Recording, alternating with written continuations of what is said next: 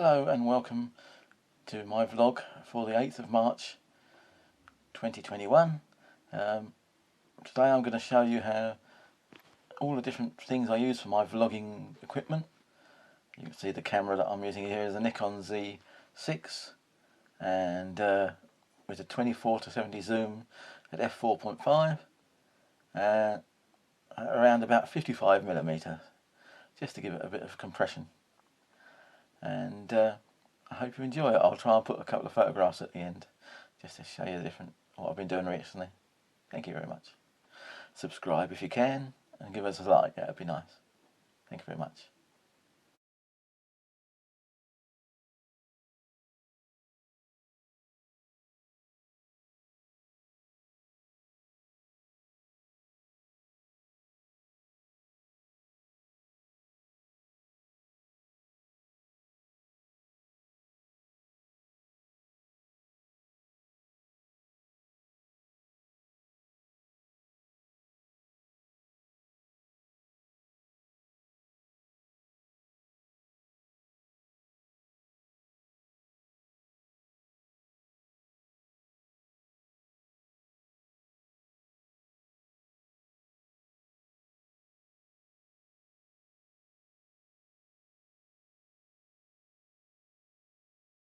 Here is one of the first lenses I use. It's a Z-type lens, the 14-30 f4. It's a nice ultra-wide to medium wide angle, and it's nice and compact and lightweight, as you can see. Nice bits of glass there. I'll take the cap off. That's good. Look at that massive great 82mm filter thread at the front there, and it really does a nice job. You can actually use filters on it. I always use a filter because I always find it's best to at least have something that protects the front element. You can do what you like to the front element. You can clean it, and if it gets wet or it breaks, it's certainly protecting the lens. And I always have the high quality Hoya Pro digital lenses on the front filter, and it's just a colourless filter. It's not a UV one or anything like that. I don't really believe it needs that with these modern cameras. So, and that's good. It's got like a break to open type point there, look, to keep it compact like that. That zooms out. It's quite wide at the 14 end, look, and then it goes back to 30 and it zooms in a bit. But it's a nice lens. It's got that, and it's got a focus ring, or the whatever you wanted to use it for, adapter ring, and one switch on the side, the auto and manual focus with the Series S lenses. They're all the same looking. It's a very nice lens. I like it for landscapes and for videoing and vlogging and such things. It's an ideal lens for that as well. Gives you a bit wider if you want it for something, or you can go to a 30, and it's a nice sort of vlogging lens for that. Though I do tend to use the 24-70 mostly for vlogging, and the 50mm, which you'll see in a minute. It's a nice lens though. We've just switched over to the 14-30 zoom lens, f4, and I'm now filming with that. So this is the lens I was using just now, the 24-70 f4s. They're all reasonable price lenses and high quality, I believe. Certainly better than most kit lenses of that time, of this era, especially the 18-55s and things like that they used to make. But it has the same principle as the 14-30, so it's a breech lock sort of thing like that. Opens to 24 and then zooms out to 70, which is slightly an opposite zoom to the other one. But it works nicely. That's good. It's got a nice front element. I'll take that cap off. And you can see, oh, let's do it again. Let's have it for that. And it's got a nice 72mm diameter filter thread. So they couldn't make them all the same, but that's not possible. It's got a nice bit of glass at the back there as well. Just the extra wide mount helps it so much, you know, and it's great. And if, like I say, the 24 to zoom, 70 zoom, nice standard kit zoom, but very good quality. The same S-type lens with one switch, with the AM to A to F to M autofocus. It's just nice and sharp and everything like that. It's super sharp, and when it's folded up, that's why I like them. I mean, I would love to have all these f2.8 lenses, but they're just too expensive. you know, and big. You know, I want something compact. I bought the a Z camera for the neatness and compactness of it all, you know, and that's all I wanted really. And don't need all these super fast apertures. If I want that, I have the next lens, as you'll see, is ideal for the faster lenses and the shallow depth of fields that I need. This is used mainly as a general walkabout lens, as a kit lens as it suggests, but it's a far better quality than an ordinary kit lens, as we said. I use it for everything really, portraits. I can use. The only thing I find is that it's got quite a good close focus range as well, same as the 70 to the 14 to 30.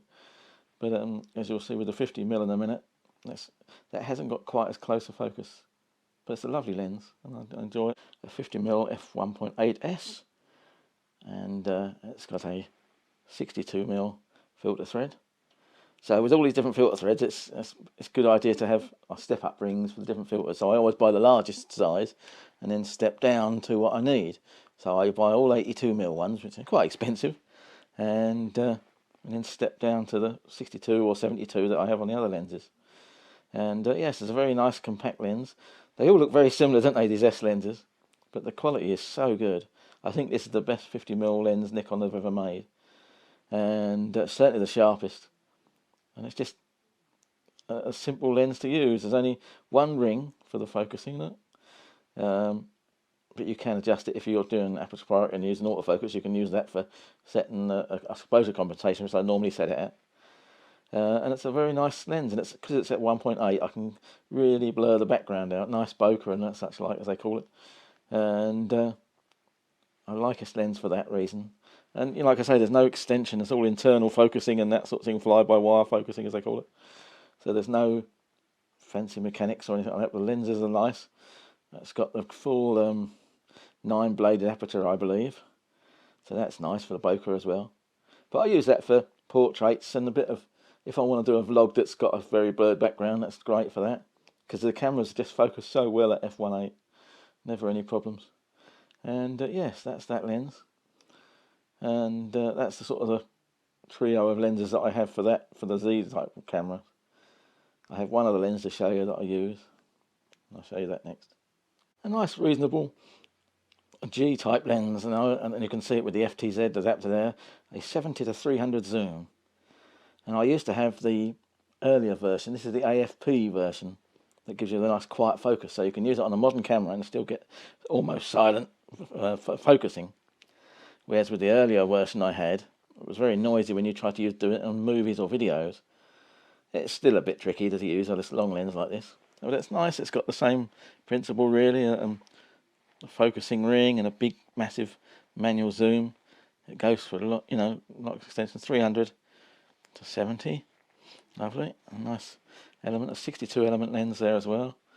And yes, that's for what I use for what sort of telephoto bird shots or long distance shots that I might want to take. Close, it's even got quite a nice close focusing distance for sort of flowers and dragonflies and things like that. You'd be surprised how close you get with one of these. And it's a nice compact lens. I think it was about £300, I think, something like that.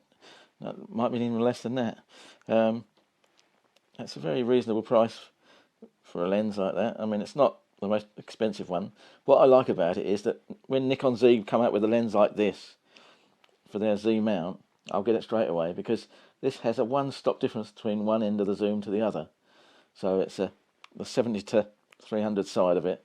It's only one-stop difference. Some of the more modern ones have got like from f4.5 to f6.3, and that's just like a stop and a half, 2 stops, and it's just too much difference. It just makes it easier to use, I find, if you've got a more consistent aperture. I'd love to have a f4 version of this, you know, as I say on the Z type. That'd be great. Eventually that will come, I expect. You might get the 70 to 200 first, I expect will be an f4. But I do like the extra reach of the 300. And if I need an extra bit of reach, up to 450mm, I can use the DX crop, which is nice. I just like this lens a lot. You know, I've used it for a lot of time. This is fairly new, this one. But the one I had before, I had for about 7 or 8 years. I used to use it with my D300S Nikon.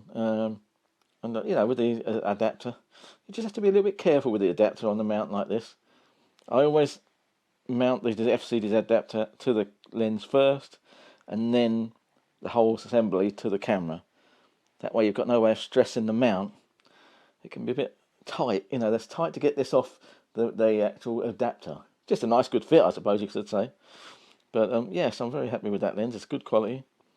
It does the job I need. And yeah, for on the budget, I think that's a set of lenses that I've got is very good. I've got a few other f lenses that I use. I've got a 50mm f1.4 on a G-type lens on the old f mount. I've got a 60mm macro lens, which I use quite a lot for macro stuff and obviously that sort of thing, and also it can be good for portraits. The only thing with the 60mm macro is that it's a little bit on 1:1 life size. It's pretty close to the front of the lens. I would have loved to have 105mm macro, but that's a bit expensive. So yes, this is a very nice setup. I think I've got a very nice setup of lenses. Over the last 2 years since having the Z camera, the Z lenses are fantastic, and I wouldn't want to go back to an ordinary F setup again.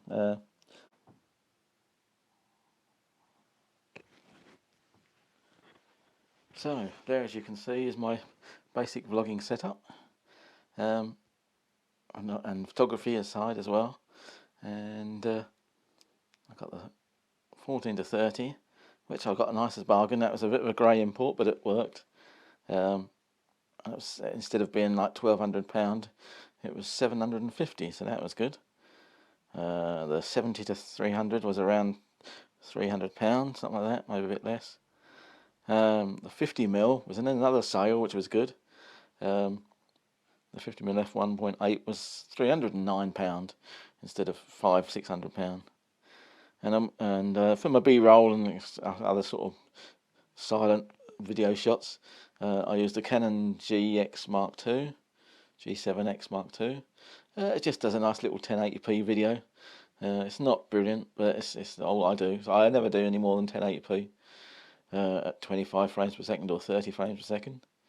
And a fairly recent acquisition is the SB 500.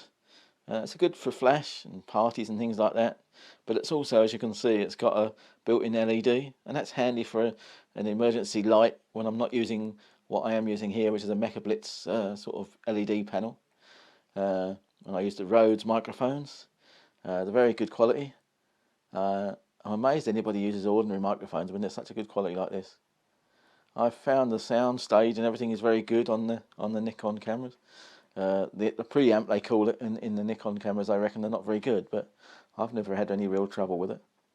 And I find this, you do with the Rode microphones, you have to do the gain to the minimum, so that gives you not too much over the top. I'm looking at it now, and you can see that the sound meter is not hitting the over the top sound levels, so that's good.